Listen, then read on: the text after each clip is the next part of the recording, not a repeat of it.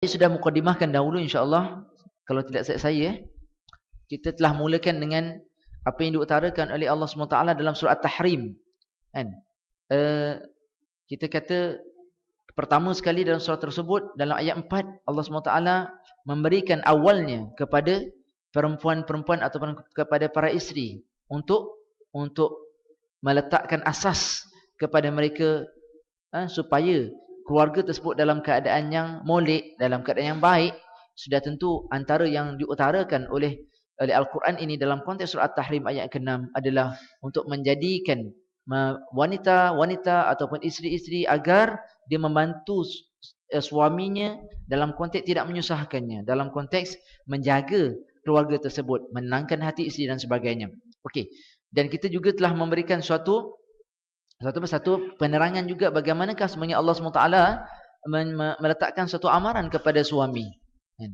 Ayat 4 Allah Ta'ala sentuh kepada para isteri. Ayat 6 susulan daripada itu Allah SWT memberikan satu amaran kepada suami untuk apa? Untuk menjaga keluarganya daripada api neraka. Maknanya ini satu tuntutan yang besar tuan-tuan, untuk meletakkan asas kepada suami bahawa ini merupakan tanggungjawab besar, supaya isteri kita masuk syurga Allah Ta'ala, anak-anak kita juga masuk syurga Allah Ta'ala. Nah, ini dia punya yang dikatakan dalam konteks ayat surah Tahrim ayat 6. Maknanya memastikan anak-anak kita terjaga dari sudut pendidikannya, dan dalam masa yang sama juga tuan-tuan menjadi tanggungjawab kepada suami untuk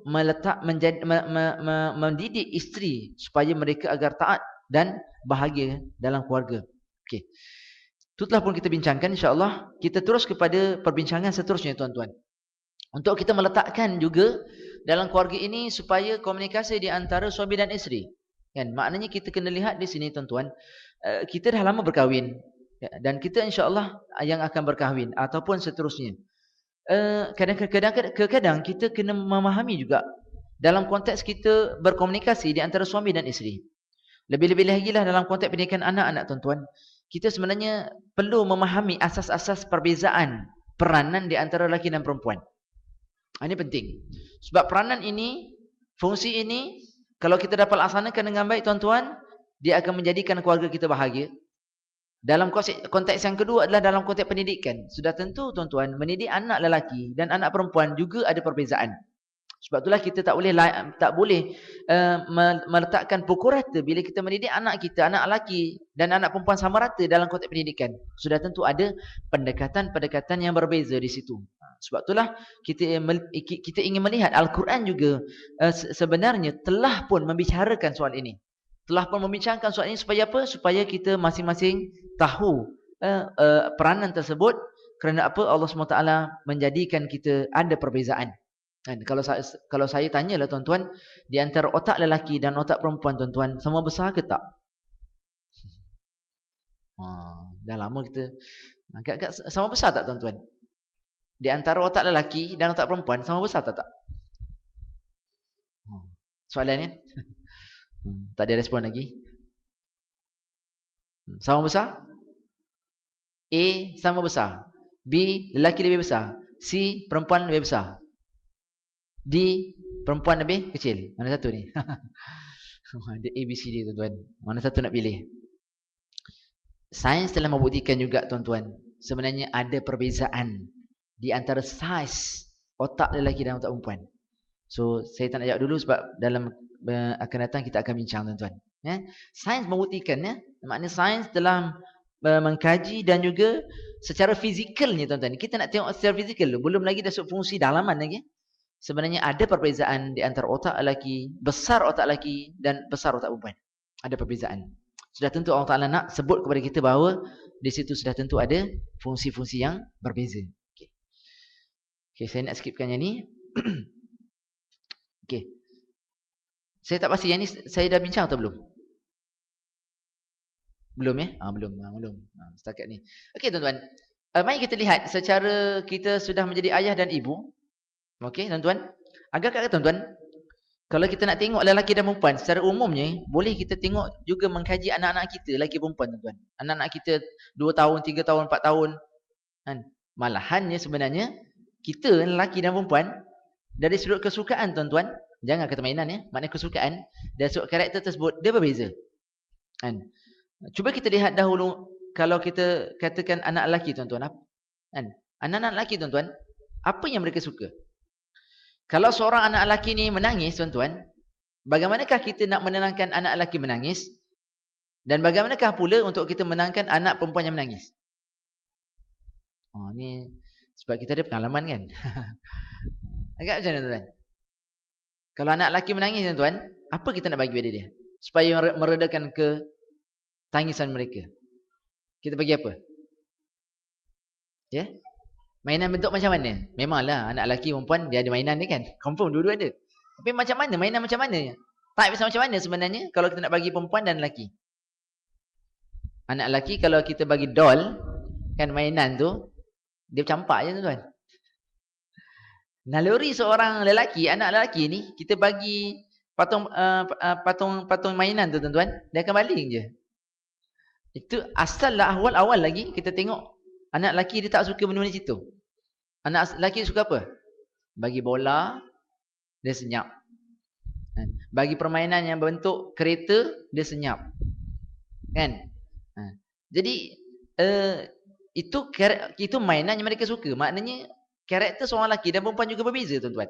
Bagi kalau kita letakkan banyak benda di depan ni, di antara anak lelaki dan perempuan, memang dia akan berbeza dari kesukaan dia.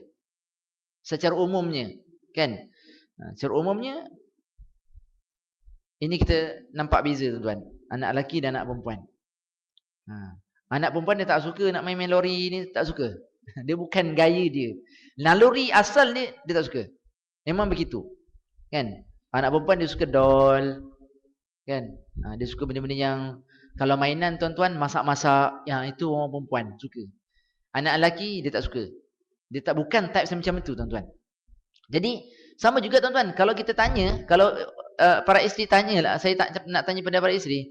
Biasanya tuan-tuan, kalau kita nak bagi hadiah anniversary ataupun hadiah ulang tahun perkahwinan atau kelahiran, apa yang kita bagi pada suami kita? Oh, jauh sangat kan? Tak dengar. Oh, jam tangan. Betul kan? Jam tangan. Apa lagi? Kalau orang lelaki tuan-tuan, apa sembang-sembang orang lelaki? Kalau bersembang kan, jumpa antara lelaki kan, apa dia sembang? Itu menunjukkan dari sudut naluri lelaki, begitu. Lazimnya orang lelaki ni suka gadget-gadget. Betul eh? Kalau iPhone tu macam-macam gadget dia akan cari. Betul eh? Jam, tu orang lelaki suka. Orang perempuan tak suka jam. Dia suka rantai, dia suka kalung, dia suka itu. Types dia berbeza tuan-tuan. Kan kalau jam tu dia nak lebih-lebih kurang macam rantai jugalah. Bentuk dia. Dia berbeza tuan-tuan. Kan? Orang lelaki cerita pasal kereta tuan-tuan 2-3 jam insya-Allah settle. Itu pun rasa-rasanya boleh WhatsApp balik ataupun bagi Facebook, boleh kita sembang lagi, melanjutkan perbincangan. Itu orang lelaki. Orang perempuan dia tak cerita pasal bola, dia tak cerita pasal kereta, dia cerita pasal masak-memasak. Kan? Masak apa? Kan? Dia nak tambah resepi apa? Kan? Nampak perbezaan tuan-tuan? Memang nampak di situ. Sebab fungsi perempuan dan fungsi lelaki berbeza. Sebab itulah cantiknya perkahwinan apabila dua insan yang berbeza ini disatukan. Untuk apa? Saling komplement. Katalah tuan-tuan, kita bagi anak kita yang baru 5-6 bulan tuan-tuan, bagi pada para suami tuan-tuan, berapa lama agak tuan tahan?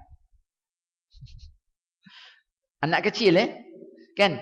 5-6 bulan, 8 bulan kan tuan-tuan, bagi si bapa berapa lama agak tahan tuan-tuan? Biasanya tuan-tuan, 1 jam, 2 jam, itu dah gelisah dah kan? Kan? Tapi si ibu, dia bukan 1, 2, 3 jam. Berjam-jam. Itu sifat dia. Saya lupa. Sebenarnya ada satu video tuan-tuan. Saya tak bawa. Saya tak bawa ni tuan-tuan. Saya tak bawa speaker. Sebab yang ni ada speaker tapi jauh.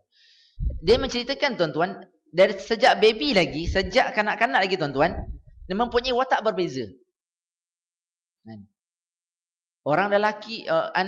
Baby lelaki ni tuan-tuan. Dia suka pada benda. Pada objek tuan-tuan. Tak kisah objek apa pun. Sedangkan anak-anak perempuan tuan-tuan, kalau dia nangis tuan-tuan, kan, kita pandang muka dia, dia akan settle. Baby perempuan, dia suka tengok muka. Ini kajian tuan-tuan, ni kajian yang empirical yang dia orang buat ya. Kan, maknanya ini menunjukkan apa? Terdapat perbezaan lelaki dan perempuan. Bila ada beza maksudnya apa tuan-tuan? Sudah tentu deal dengan orang lelaki, deal dengan orang perempuan juga berbeza. Ini nak tunjukkan begitu tuan-tuan. Ini orang lelaki tuan-tuan, dia suka jadi hero, betul kan? Apa beza di antara karakter lelaki dan perempuan? Kita tengoklah kat surah tadi kan. Senang kan? Orang anak-anak lelaki kita memang dia akan berjalan, itu memang dah nature dia, fitrah dia begitu tuan-tuan. Dia tak boleh duduk diam. Tak boleh duduk diam. Dia akan berjalan. Kan? Kalau kat luar ni tuan-tuan ada pokok kelapa, pokok jambu, dia akan panjat tuan-tuan. Itu karakter lelaki. Kan? Saya dulu masih kecil-kecil, mana pokoknya saya tak panjat? Semua pokok saya panjat. Pokok kelapa pun saya panjat masa kecil. Itu karakter orang lelaki. Orang perempuan, dia tak suka benda yang bentuk macam itu. Sebab itulah, orang lelaki ni tend to be a leader. Kan? Maknanya the bond tend to be a leader. Maknanya dia lahir tu memang nature. Dia orang lelaki ni, dia akan jadi pemimpin tuan-tuan. Sebab itulah jadi ayah kan. Itu nature orang lelaki. Dia tak suka benda-benda yang lembut. Dia suka benda yang kasar. Itu karakter lelaki. Anak perempuan tuan-tuan, dia boleh duduk, relax kat situ. 2-3 jam relax tuan-tuan. Sebab itulah kat kilang-kilang tuan-tuan, kenapa ramai perempuan? Terutama yang kat operator mesin kan tuan-tuan. Memanglah orang perempuan dia boleh duduk. Sebab tu tuan-tuan, pendidikan anak-anak lelaki dan perempuan dalam konteks pendidikan tak sama tuan-tuan. Kenapa orang-orang lelaki di universiti tak ramai tuan-tuan? Ada kan? Cuba tengok UM, tengok UI semua, semuanya 1/3 je daripada keseluruhan populasi adalah lelaki, lain perempuan. Sebab sistem pendidikan Malaysia menjurus kepada peperiksaan. Orang lelaki tak suka duduk lama-lama tengok buku. Confirm dia letih. Orang perempuan tak ada masalah. Betul? Saya sendiri tak suka nak 2-3 jam tengok. Tak boleh. Orang perempuan boleh tak? 2-3 jam dia menghadap buku, tak ada masalah tuan-tuan. Sebab itulah dia kena ada perbezaan dari pendidikan, pendekatan pendidikan dalam konteks kita perlu ada, maknanya perlu ada reformasi sebab ada perbezaan di antara lelaki dan perempuan. Okey. Jom kita lihat terus Allah Ta'ala rakamkan dalam Al-Quran tuan-tuan. Mari kita tengok perbezaan pertama tuan-tuan. Okey. Kalau tidak saya tuan-tuan, ini dalam surah An-Nur ayat 29 atau 30. Tuan-tuan boleh rujuk. Saya cuba tengok. Okey. Nak membezakan tuan-tuan, sebenarnya dalam konteks nafsu tuan-tuan ya, maknanya Allah Ta'ala memberikan manusia lelaki perempuan ada nafsu, ada. Nanti kita tengok perbezaan tuan-tuan di antara nafsu lelaki dan nafsu perempuan. Dan Allah SWT bila mengatakan begini, menceritakan begini, kan, Allah Ta'ala memberikan satu solusi kepada manusia untuk mengekang nafsu tersebut. Ya? Maknanya secara fitrahnya orang lelaki dan orang perempuan nafsunya ada, tapi ada beza dia. Dan sebab itulah Allah Ta'ala melayan, Allah Ta'ala memberikan solusi kepada orang perempuan nantinya lebih banyak berbanding orang lelaki. Sebab itu memang secara fitrahnya orang perempuan suka. Kan? Saya cuba tengok surah An-Nur ya. Surah An-Nur. Okay, tuan-tuan, kalau tuan-tuan ada Quran boleh buka ayat 30 tuan-tuan. Okey, alhamdulillah. Ayat yang berbunyi tuan-tuan, qul mu'minina yaghudduna min absarihim wa yahfazu furujahum zalika azka lahum innallaha khabirun bima yasnaun. Okey. Allah Ta'ala kata apa? Pertama sekali, kita tengok kat sini ada dua benda. Sebab tu saya letakkan maksudnya ada warna merah tu menunjukkan bahawa dalam konteks lelaki Allah Ta'ala kata apa? Wahai Muhammad. Dalam surah An-Nur dia kata qul lil mu'minin. Katakanlah wahai Muhammad kepada siapa? Al-mu'minin. Siapa mu'minin? Orang-orang lelaki beriman. Ni dia orang beriman. Ya? Dia kata apa? Yaghdudna min absarihim. Yaghdudna min absarihim. Wahai orang-orang lelaki beriman. Pertama, satu. Dia kata apa? Sekat pandangan mereka. Ataupun pelihara pandangan mereka. Ataupun dalam ayat dalam terjemahan lain, tundukkan pandangan mereka. Tundukkan pandangan. Maksud tundukkan pandangan, sekat pandangan mata ni tuan-tuan, bukan maknanya pejam. Kalau kita berjalan tak akan pejam mata kan? Ataupun kita berjalan, kita tundukkan bawah. Saya baru ni bila sembang dengan orang student-student Korea, bila saya bagi ceramah mereka, Ustaz, ayat ni kalau kat Korea tak valid Ustaz. Bukan tak valid, maksudnya kalau kita katakan tundukkan pandangan mata tu, tunduk mana tengok bawah, tak valid dekat Korea. Maknanya ayat terjemahan tersebut tak valid. Sebab lagi tunduk ke bawah, lagi macam-macam nampak kat Korea. Maknanya kalau pandang ke bawah tu, orang-orang perempuan Korea ni, dia pakai apa? Kasket, pakai macam tu. Maknanya kalau nak ayat tersebut dia kata tundukkan pandangan, Ustaz itu tak kena Ustaz terjemahan dia. Rupanya baru kita faham. Rupanya begitu.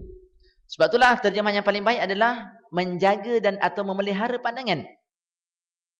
Yalah tuan-tuan, pandangan orang, yalah pandangan kita ni kadang-kadang kita memang kita nak jaga tuan-tuan. Kadang-kadang tak terjaga kan? Atas pun nampak, bawah pun nampak, tengah pun nampak. Semua belakang nampak. Macam mana tuan-tuan? Sebab itulah jaga pandangan maksudnya apa? Pelihara pandangan kita. Nampak sekali itu, sekali saja sekilas itu Allah Ta'ala maafkan kan? Tapi pandangan yang kedua, itu sudah dosa. So ada orang nakal. Ustaz, kalau boleh tak Ustaz? Saya pandang sekali tapi lama Ustaz. Boleh tak? Nakal juga soalan ni. Kan? Tak boleh lah. Maknanya sekilas pandang sekali tu kira maknanya Allah Ta'ala maafkan. Sebab ia terpandang namanya. Tapi tak boleh pandang kali kedua.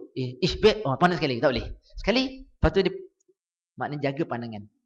Sebab mata, daripada mata turun ke mana tuan-tuan? Turun ke hati. Daripada hati, di situlah ada nafsunya. Di situlah ada macam-macam kan. Yang bergelora kat situ. Sebab itulah Allah Ta'ala kata apa? Wahai lelaki beriman, jaga pandangan mata. Sebab pandangan mata ini tajam tuan-tuan. Sebab daripada mata tu disimpan kat mana? Ni lah. Sebab itulah mata tuan-tuan, bila kita tengok, apa beza di antara tuan-tuan, kalau kita nak buat satu perbezaan, kita mendengar sesuatu bahan, tak kira lah nasyid ke ceramah ke tuan-tuan, dengar je. Satu lagi, kita tengok dan kita dengar tuan-tuan. Katalah filem tuan-tuan, filem. Kan? Kita tengok dan kita dengar. Mana satu di antara dua ni tuan-tuan, dia lekat lama. Kita dengar saja, kita simpan. Ataupun kita tengok, kita dengar, kita simpan. Mana tahan lama? Soalan pendidikan tuan-tuan. Sudah tentu orang trauma tuan-tuan. Sebab apa trauma tuan-tuan? Dia nampak benda tu. Dan dia simpan dalam kepala dia lama. Kalau sekadar dia dengar tuan-tuan, trauma dia tak lama. Sebab itulah, bila memandang tu tuan-tuan, maksudnya kita sudah meletakkan macam kamera tuan-tuan. Macam kamera kita kan, pop. Disimpan kat mana? Simpan dalam otak kita. Disimpan dalam. Lama disimpan tuan-tuan. Kecuali dia kata tak penting. Itu tak penting. Hilang lah tu. Dan sebab itulah mata ni sangat tajam tuan-tuan. Sangat penting untuk kita jaga. Sebab daripada mata lah datangnya perkara-perkara yang membolehkan pelakuan maksiat pada Allah Ta'ala. Daripada mata. Dan sebab itulah Allah Ta'ala kata apa? Kenapa orang-orang perempuan diwajibkan untuk aurat? Nanti kita tengok dalam konteks kedua. Ini baru kita lihat nafsu lelaki tuan. Maknanya, wahai orang lelaki, jaga pandangan. Sebab apa? Dia menjaga hati kita. Yang kedua, dia kata apa? وَيَحْفَظُونَ فُرُوجَهُمْ. Dan memelihara kehormatan mereka. Pelihara harga diri. Pelihara kehormatan. Bila katakan kehormatan apa tu tuan? Maknanya karakter kita dan juga penampilan kita. Kan? Maknanya dalam konteks orang lelaki ni, jaga kita punya karakter kita. Sebab tu kadang-kadang tuan-tuan, banyak berlaku dalam kes-kes rumah tangga tuan-tuan, krisis rumah tangga. Apabila apa? Apabila suami dan isteri, kan, dia bersalah faham di dalam keluarga, kemudian salah seorang tu masuk dalam Facebook tuan-tuan. Facebook. Hari ini perang dingin antara saya dengan isteri. Pak! Dalam Facebook. Post kan? Kalau post tuan-tuan, sekurang-kurangnya orang like je tuan-tuan. Like. Oh ya ke? Ada like. Tapi yang biasanya orang komen kan? Yang komen pula tu layan pula orang perempuan yang belum kahwin. Oh, ada masalah ke? Boleh saya tolong? Mula-mula gitulah tuan-tuan. Tuan-tuan, memang banyak berlaku kes-kes rumah tangga bermula dengan ni tuan-tuan. Bahana Facebook. Sebab apa? Kita tidak memelihara kehormatan. Bahawa kehormatan maksudnya bukan saja dari sudut fizikal kita, tetapi cara kita deal. Komunikasi kita tuan-tuan. Kan? Maka layan kedua, tiga dan empat, clash. Dan sebagainya. Jadi pelihara kehormatan ni dari sudut komunikasi kita, kita punya personality kita, sekurang-kurangnya seorang lelaki itu menutup aurat. Ya, betul. Itu adalah menjaga kehormatan. Yes, itu menjaga kehormatan. Boleh tak kita bermain? Boleh. Nak bersukan? Silakan bersukan. Tetapi macam mana kita nak menjaga kehormatan kita sebagai seorang Islam? Jaga penampilan baju kita. Berjaga penampilan dari sudut aurat kita. Lebih daripada itu sama juga tuan-tuan. Kadang-kadang kita tak perasan tuan-tuan. Bila kita chatting tuan-tuan, sama tak kita dengan dating tuan-tuan? Chatting is dating. Dating is chatting. Betul tak? Kalau dating tu secara zahirnya dia berduaan tuan-tuan. Betul Kalau chatting ni tuan-tuan, kalau lelaki berchatting dengan seorang perempuan yang bukan muhrim, bukan suami dia, bukan isteri dia tuan-tuan, tu dikira apa tuan-tuan? Agak-agak Sebab itulah kita kena jaga. Inilah yang kita katakan menjaga kehormatan. Bagi seorang lelaki, ada dua benda yang Allah Ta'ala ingatkan kepada kita. Ini ingatan Allah Ta'ala kepada kita dalam surah An-Nur tuan-tuan, ayat 30. Yang ini ayat 29. Kita boleh tengok. Yaghdudna min absarihinna wa yahfazu furujahunna. Dua benda je pada lelaki. InsyaAllah. Jadi kalau kita jaga benda ni, InsyaAllah dia akan. Jadi maknanya tuan-tuan, ini benda-benda yang Allah Ta'ala berikan kepada kita untuk apa? Sebagai satu peringatan dan kita jaga benda ni. Agak-agak tuan-tuan dan perempuan sekalian kalau kita bandingkan dengan perempuan ni tuan-tuan, ada berapa tuan-tuan? Lelaki ada dua je Allah Ta'ala ingatkan kita kan? Agak-agak kalau perempuan Allah Ta'ala ingatkan ada berapa tuan-tuan? Ayat seterusnya Allah Ta'ala ingatkan dalam surah An-Nur juga ayat 30 tuan-tuan. Mari kita tengok. Oh banyaknya tuan-tuan. Banyak sikit je. Kan? Tapi 3 kali ganda tu. 2 kali 3, 2 kali 3, 6 kan? 3 kali ganda. Nak tunjukkan kepada kita tuan-tuan, maknanya Allah Ta'ala bila melihat soal ini kan, maknanya Allah Ta'ala nak menjaga kehormatan seorang wanita. Sebab nafsu wanita ini banyak tuan-tuan. Berbanding dengan lelaki 2 tadi, perempuan 6 tuan-tuan. Maknanya kita kena menjaga benda ni supaya apa? Supaya dia dapat menjaga kehormatan rumah tangga dan juga kehormatan masyarakat. Ini kita nak jelaskan Sebab itulah kalau kita tengok dalam Al-Quran kata apa? Wa kullil mu'minat yaghdudna min absarihinna wa yahfazna furujahunna wa la yubdina zinatahunna illa ma dhahara minha wal yadribna bi khumurihinna ala juyubihinna wa la yubdina zinatahunna illa li bu'ulatihinna aw abaihinna aw abai bu'ulatihinna aw abnaihinna dan seterusnya tuan. Okey, kita tengok saya rasa ayat ni agak sama dengan surah An-Nur tapi ada bukan surah An-Nur sebab ada tambahan sedikit dalam konteks yang ke-6 tu. Saya kena cek balik dalam ayat ni sebab ayat 1 ayat tersebut 1 2 3 4 tu lebih kurang ada persamaan tetapi ayat ke-6 itu ada sedikit perbezaan. Maknanya itu bukan surah An-Nur. Mungkin surah yang lain tapi ada benda yang Allah Taala ingatkan. Okey. Pertama sekali sama pertama dan kedua sama. Saya tak nak sembang kat sini. Maknanya tuan-tuan menyekat pandangan mereka bagi perempuan dan memelihara kehormatan mereka Allah Ta'ala sebut sama macam lelaki. Sama je. Maknanya mata lelaki dan mata perempuan sama juga tuan-tuan. Kena jaga. Kan? Cumanya kalau seorang lelaki memandang seorang perempuan berbeza di antara perempuan pandang lelaki tuan. Nampak tak beza tuan-tuan? Lain kan? Orang lelaki pandang perempuan sebab itulah perempuan ada 6 disebut. Dia berbeza dari sudut level dia tuan-tuan. Kan? Maknanya sampai ke hati tu orang lelaki bila tengok orang perempuan dia kena kawal. Maksudnya dia tak sama levelnya bila orang perempuan tengok orang lelaki. Orang perempuan tengok orang lelaki macam biasa je. Tak sangatlah. Tapi kalau orang lelaki tengok orang perempuan, terutamanya yang tak menutup aurat tuan-tuan, lain. Ini nak sebutnya maknanya ini sifat yang ada pada lelaki dan perempuan memang beza tuan-tuan. Kita nak katakan di sini memang ada perbezaan sebab itulah Allah SWT kata kepada perempuan lebih banyak.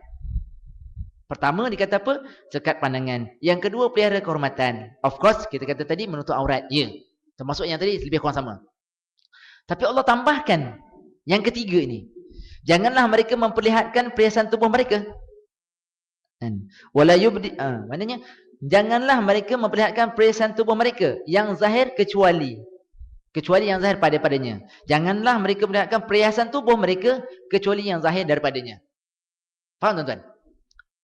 Maksudnya jangan kita nak memperlihatkan perhiasan tubuh mereka kecuali yang zahir. Maksudnya apa?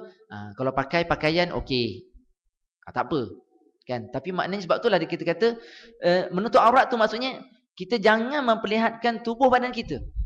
Kecuali yang zahir maksudnya apa? Kalau kita tengok dalam konteks Imam Syafi'i kan, dia sebut skema menutup aurat tuan-tuan untuk perempuan di mana tuan-tuan? Dia punya batas dia. Semua tubuh badan perempuan kecuali muka dan tapak tangan. Betul tak? Itu kalau kita Imam Syafi'i, memang kita menganut Imam Syafi'i. Rules dia begitu. Kan muka dan tapak tangan saja. Kaki, oh rupanya Imam Syafi'i kata kaki kena tutup juga untuk perempuan. So maknanya yang zahir tu maksudnya apa? Muka dan tapak tangan je tuan boleh tengok. Boleh diperlihatkan kepada yang bukan muhram. Tapi yang lain, sebab itulah ini ayat berkaitan apa tuan-tuan? Ayat ini berkaitan tentang penutupan aurat. Secara umumnya begitu. Kan? Lagi-lagilah kalau korang perempuan suka apa? Suka gelang-gelang yang besar tu ditayang-tayang kan? Kadang-kadang, you know, my husband baru beli untuk I tau. Orang lelaki dia tak kisah. Nampak orang bagi tu relax je dia. Tapi orang perempuan dia eager nak cerita kan? Nanti kita tengok lagi akan datang ya. Tentang software dan hardware lelaki dan perempuan. Ada beza. Yang ni, jaga tuan-tuan. Bila kita katakan untuk aurat ni tuan-tuan, pastikan yang dikata-kata kecuali yang zahir tu muka dan tapak tangan tuan-tuan. Itu yang zahir. Maknanya pakaian juga itu juga kita kena pastikan. Sebab itulah sabit dalam hadis kata ramai orang perempuan yang memakai tetapi belum cukup untuk aurat. Sebab apa? Satunya kena tengok pakaian tersebut tidak nipis. Yang kedua, tidak boleh pakai pakaian yang ketat sehingga menampakkan tubuh badan. Itu dikira masih lagi belum untuk aurat. Sekiranya pakaian kita pakaian nipis. Dan yang kedua adalah pakaian yang sendat atau yang menampakkan tubuh badan kita. Itu tak boleh. Ini kita kena tengok Al-Quran menjelaskan perkara ini. Bahkan Allah Ta'ala meneruskan dalam keadaan keempat ni, hendaklah mereka menutup belahan leher bajunya dengan tudung kepala mereka.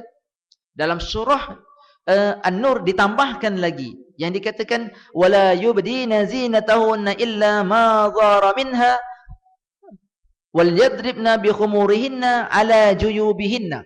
Ada tambahan dalam surah An-Nur tentang skema memakai tudung. Tadi soal pakaian tuan-tuan yang kata jangan nipis, jangan ketat. Tambah Allah Ta'ala tambah lagi dalam ayat ini, skema tersebut diberi oleh Allah SWT dalam surah An-Nur tentang memakai apa? Memakai tudung ini. So maknanya pakai tudung dengan lengkap ini, Allah Ta'ala kata apa? Skemanya sampai bila? وَلْيَضْرِبْنَ بِخُمُورِهِنَّ عَلَى جُيُوبِهِنَّ sehingga menutup dada-dada mereka. Itu baru menutup aurat betul dalam konteks bertudung tuan-tuan. Jadi skema ini skema yang Allah Ta'ala beri kepada kita. Nak cerita pada perempuan saja ke? Tak. Nak cerita dengan orang lelaki juga. Bahawa kita ada anak perempuan. Kita ada isteri kita. Kita kena pastikan isteri kita memakai tudung itu dengan lengkap. Mengikut skema yang Allah Ta'ala berikan.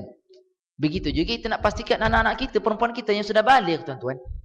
Maknanya skema tersebut perlu dipenuhi.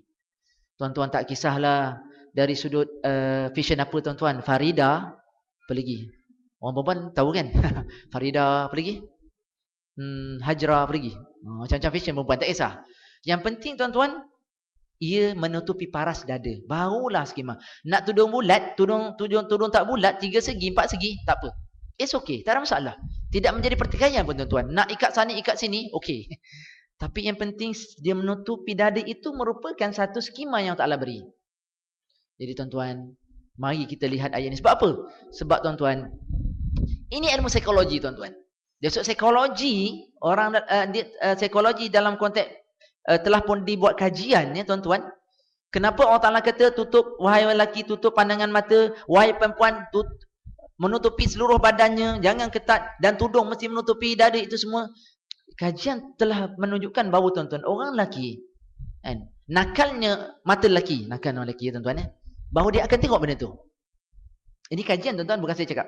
Memang kajian banyak dibuat. Bukan kajian di Malaysia tuan-tuan, kajian di mana? Di overseas. Nak tengok. Jadi maknanya, betul lah Allah Ta'ala kata apa? Ini perlu ditutup sebab apa?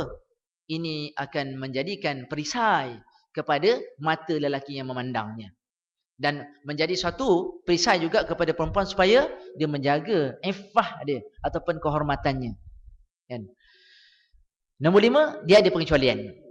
Di ayat tu macam kat atas sama kan? Ada pengecualian. Maksudnya apa? Janganlah mereka membiarkan persentuhan mereka kecuali siapa? Kecuali pada isteri, bapa dan sebagainya. Maknanya di rumah tak ada masalah nak pakai macam mana pun. Sebab di rumah suami kita ataupun bapa kita ataupun anak-anak kita.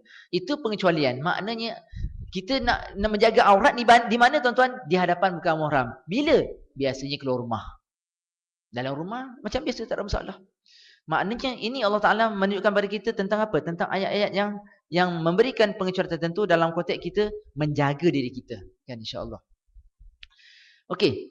Dan yang keenam, janganlah mereka menghentakkan kaki untuk diketahui orang akan apa yang tersembunyi dari pisan mereka. Dan bertakwalah kamu kepada Allah, wahai orang beriman, supaya kamu berjaya.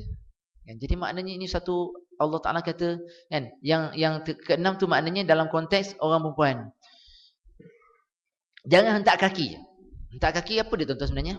Nak cerita kadang-kadang ada gelang kaki. Satu. Yang kedua hentak kaki maknanya tuan-tuan, maknanya orang perempuan dia suka kalau pakai kasut tuan-tuan. Kasut macam mana? Agak. Ada tumit ke tak ada tumit? Biasanya lah kan tuan-tuan, kalau kita perhatikan anak perempuan kita, isteri kita beli kasut macam mana tuan-tuan? Agak-agak berapa inci agak-agak? Orang lelaki dia tak suka betul-betul ini, kalau boleh flat je kan. Nak senang nak jalan kan. Orang perempuan tak. Dan ini memang Allah Taala ingatkan kan? Wahai orang-orang wanita mukminat, janganlah menghentakkan kaki. Kan? Sama dia hentak kaki nak tunjuk bahawa kasut tu mahal. Mahal kasutnya ataupun ada gelang di kakinya dan sebagainya. Jadi perkara-perkara ini tuan-tuan yang Allah Ta'ala gambarkan kepada kita, ini suatu benda yang kita nak jaga. Kan? Sebab memang orang perempuan memang suka benda ni. Dia suka barang-barang dia suka. Ya, betul. Tapi Allah Ta'ala kata, betul boleh kita lakukan tetapi kepada yang sepatutnya saja. Siapa sepatutnya? Kepada suami. Siapa sepatutnya? Kepada ibu dan ayah, kepada anak. Cukup. Tapi di luar daripada itu jangan kita nak tunjukkan perkara-perkara tersebut. Sebab apa? Dia mengundang perkara-perkara yang negatif. Kan? Kenapa berlakunya zina? Kadang-kadang. Kenapa berlakunya rogol, tuan-tuan? Memang tidak ada satu kajian yang empirical yang mengesahkan bahawa berlakunya gejala-gejala tersebut, kan, zina ke ataupun rogol dan sebagainya kerana apa? Kerana memperlihatkan tubuh badan kepada orang lain. Belum lagi ada satu kajian empirical. Tetapi simptom-simptom kepada perkara tersebut sudah berlaku. Kan? Maksudnya dengan memperlihatkan tubuh badan, ia mengundang kepada syahwat orang lelaki. Sebab itulah Allah Ta'ala kata apa? Benda ini kena jaga, kena pelihara supaya dia dapat perisaikan hati lelaki, nafsu lelaki, supaya dia tidak melaksanakan perkara-perkara yang maksiat di sisi Allah Subhanahu Wa Ta'ala. Jadi ini sebenarnya suatu perkara yang Allah Ta'ala nyatakan kepada kita supaya kita lelaki faham sebenarnya hakikat nafsu lelaki macam mana dan orang perempuan juga memahami hakikat nafsu perempuan macam mana. Supaya apa? Supaya kita boleh synchronize nanti. Supaya kita boleh berjaga-jaga. Sama ada lelaki atau perempuan berjaga-jaga dan kita boleh memelihara kehormatan kita di hadapan Allah SWT dan juga di hadapan manusia. InsyaAllah. Okey, itu dari sudut nafsu kan. Mari kita tengok seterusnya dalam perbezaan yang kedua adalah perbezaan dari sudut hardware dan software lelaki dan perempuan juga berbeza. Mungkin hari ini kita sempat mencuba berbincang sedikit dalam konteks ini, insya-Allah. Dan biasa kita dengar ayat Allah Taala dalam Al-Quran dalam surah An-Nisa ayat 34. Kan? Software dan hardware lelaki. Apa maksud software kat sini tuan-tuan? Physically orang lelaki tu macam mana? Apa software dia? Dia punya minda dia, fikiran dia dan sebagainya. Senang kita nak membezakan hardware dan software tuan-tuan, senang tuan-tuan. Kita tengok handphone tuan-tuan, handphone Samsung ke, iPhone ke, kan? Sony ke dan sebagainya. Hardware dia apa tuan-tuan? Kita tengok fizikal tersebut kan. Hardware dia. Macam-macam features yang ada di situ. Okey. Apa software dia? Dia guna perisian apa tuan-tuan? Kalau Samsung dengan Android, Sony dengan Android, itu dia punya software yang digunakan. Kalau Apple dengan SOS dia punya source sendiri. Dia punya software dia sendiri. Okay. So maknanya tuan-tuan, nanti kita tengok hardware seorang lelaki, fizikal seorang lelaki tersebut, apa sebenarnya tugas dan fungsi dia. Dan apakah software lelaki dalam konteks fungsi tersebut. Kan? Nanti kita tengok hardware lelaki, hardware perempuan, software perempuan juga. Bagus kita lihat di sini supaya kita memahami hakikat juga. Selain daripada nafsu tuan-tuan, dia ada bentuk yang fizikal yang orang lelaki kena tahu. Dan memang kita tahu pun. Seperti mana Allah Ta'ala rakamkan Al-Quran dalam surah An-Nisa ini ayat 34. Apa kata Allah Subhanahu Wa Ta'ala dalam ayat ini? Ar-rijalu qawwamuna 'ala an-nisa bima faddalallahu ba'dahum 'ala ba'din wa bima anfaqu min amwalihim. Okey, kita nak tengok ayat tu dulu tuan-tuan. Surah An-Nisa ayat 34. Ar-rijal qawwamuna 'ala an-nisa. Kaum lelaki itu qawwam. Qawwam ni banyak terjemahan tuan-tuan.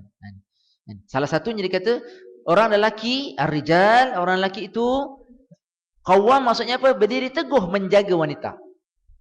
Berdiri teguh menjaga kaum wanita. Ar-rijal qawwamuna 'alan nisa. Dalam terjemahan lain qawwamun maksudnya melindungi wanita. Orang-orang lelaki adalah pelindung kepada wanita. Orang lelaki adalah berdiri teguh menjaga kaum wanita. Bima faddalallah, oleh kerana Allah Ta'ala melebihkan. Apa yang Allah Ta'ala lebihkan tuan-tuan? Oleh kerana Allah Ta'ala melebihkan orang-orang lelaki ke atas wanita. Wa bima faddalallahu ba'dahum ala ba'din. Wa bima anfaqu min amwalihim. Dan juga kerana mereka telah membelanjakan harta dan menjalankan daripada harta-harta mereka. So bila kita tengok qawwamuna 'alan nisa, ya Allah Taala kata bima faddalallahu ba'dahum 'ala ba'din, Allah Taala teruskan jawapan tersebut adalah apa dia? Melebihkan lelaki ke atas wanita. Kerana apa? Antaranya lelaki ini sifat dia dan fungsi dia apa dia? Membelanjakan harta. Ini dia. Maknanya yang nafkah kepada isteri, kepada anak siapa tuan-tuan? Lelaki. Okey. Nanti saya ada satu cerita tuan-tuan yang sebenarnya cerita tersebut tidak sama dengan Allah Taala ceritakan kat sini. Mari kita juga tengok tuan-tuan ayat Al-Quran juga dalam surah Al-Baqarah ayat 33. Ayatnya berlainan tetapi konteksnya sama. Allah Taala nak cerita tentang hardware lelaki ni kat mana? Hardware dia kat mana? Apa dia hardware dia? Okay. Dan ibu-ibu hendaklah menyusukan anak-anak mereka selama 2 tahun genap. Iaitu bagi orang yang hendak menyempurnakan pesan itu. Dan yang ni tengok kewajipan bapa pula. Ini maknanya hardware orang lelaki ni. Kan? Maknanya orang lelaki ni buat apa sebenarnya? Kewajipan bapa pula ialah memberi makan dan pakaian kepada ibu itu menurut cara yang berpatutan. Banyak panjang perbahasan tuan-tuan, tapi tak apa, kita nak ambil dia punya literal tajuk dahulu ataupun terjemahan dahulu. Kan? Sama tak dengan tadi tuan-tuan? Allah Ta'ala melebihkan orang lelaki atau wanita bima amwalihim, dengan kelebihan membelanjakan harta. Harta tersebut maknanya orang lelaki dia mesti untuk apa? Memberikan nafkah kepada perempuan. Maknanya dalam konteks keluarga, suami dia memastikan dalam konteks rezekinya itu kepada ibu, kepada anak-anaknya, dalam konteks pendidikan dia, dalam konteks pakaian dia, makanan dia. Ni nafkah zahir tuan-tuan. Sama tak ayat ni? Ayat ni pun sama. Kewajipan bapa memberi makan dan pakaian kepada ibu. Maknanya ia menjadi tanggungjawab kepada suami untuk membereskan urusan-urusan makanan dan pakaian. Ini kalau kita tengok teori Maslow tuan-tuan, ini benda yang dikatakan yang apa? Needs by manusia.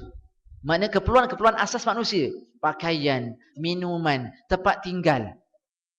Kan? Jadi maknanya ini teori Maslow, yang sebenarnya teori Maslow ini kalau kita matchingkan dengan maqasid syariat Islam, rupa-rupanya teori tersebut dia lihat teori Islam yang dapat nama Maslow kan tuan-tuan.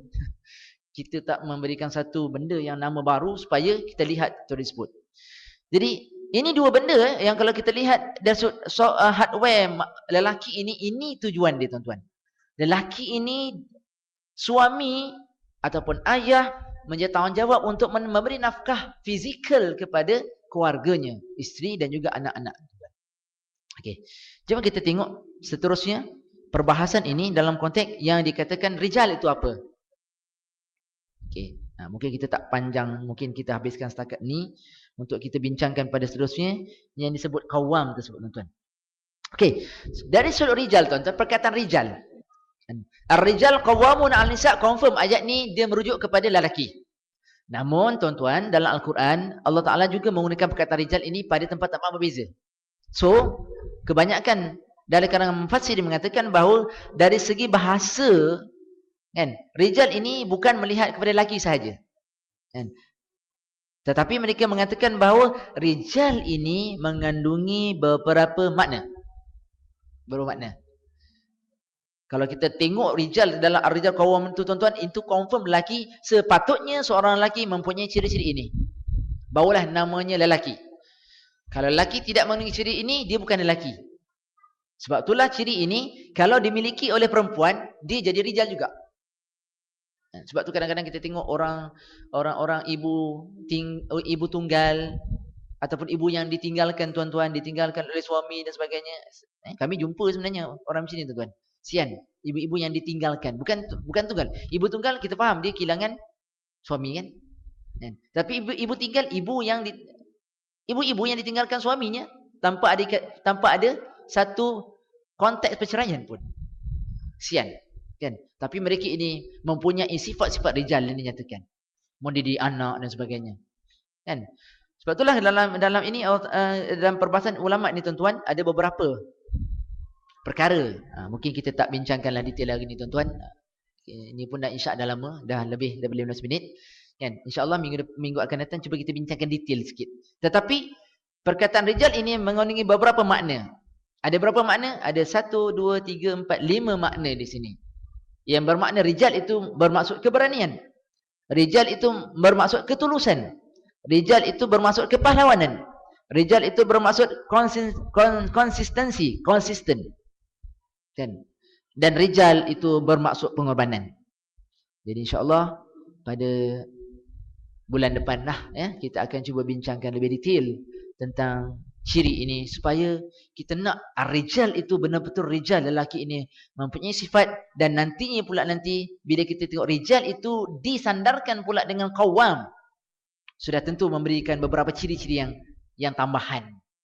Kan? Rijal itu mengenai maksud begini, tetapi bila cantumkan dengan ar-rijal qawwam, dia mempunyai beberapa maksud yang lebih khusus nanti insya-Allah. Jadi mudah-mudahan tuan-tuan kita mohon pada Allah SWT sama-sama kita menimba ilmu Allah Ta'ala ini sebanyak mungkin untuk kita amal tuan-tuan. Dan bagusnya apa yang kita nak bahaskan ini supaya kita mempunyai kefahaman yang sama tuan-tuan dalam pembentukan keluarga. Sama ada suami dan isteri, dan perbezaan-perbezaan ini kita dapat cuba rangkumkan dalam konteks yang harmonis untuk apa? Untuk memastikan komunikasi di dalam keluarga dalam keadaan yang baik, dan insya-Allah kita menjadi tauladan kepada anak-anak kita insya-Allah. Wallahu a'lam. Yang baik pada Allah Taala tuan-tuan, kelemahan daripada saya sendiri insya-Allah kita tangguhkan dulu dengan tasbih kifarah dan suratul Asr insya-Allah. Subhanallah wa bihamdika asyhadu an la ilaha illa anta astaghfiruka wa atubu ilaik. Bismillahirrahmanirrahim. Wal 'asr innal insana lafi khusr illa allazina amanu wa 'amilus shalihat wa tawassaw bil haqq wa tawassaw bis sabr. Assalamualaikum warahmatullahi wabarakatuh.